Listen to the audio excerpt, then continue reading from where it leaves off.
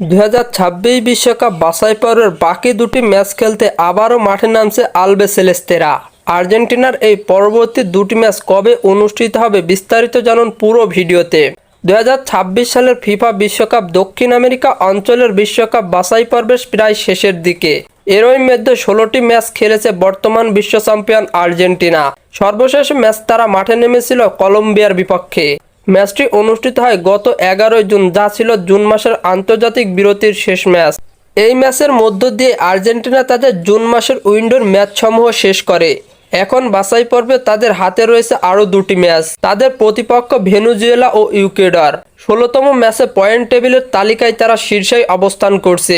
শুরু থেকে ধারাবাহিক পারফরম্যান্সের ফলে আগেভাগেই বিশ্বকাপে জায়গা নিশ্চিত করেছে স্ক্যালোনির দল। আগামী 9 সেপ্টেম্বর অনুষ্ঠিত হবে আর্জেন্টিনা বনাম ভেনেজুয়েলার মধ্যকার ম্যাচটি কোথায় অনুষ্ঠিত হবে এবং বাংলাদেশ সময় অনুযায়ী কখন শুরু হবে তা এখনও আনুষ্ঠানিকভাবে ঘোষণা করা হয়নি। ম্যাচের সময়সূচি প্রকাশ হলে এসএইচ স্পোর্টস চ্যানেলের মাধ্যমে জানিয়ে দেওয়া হবে।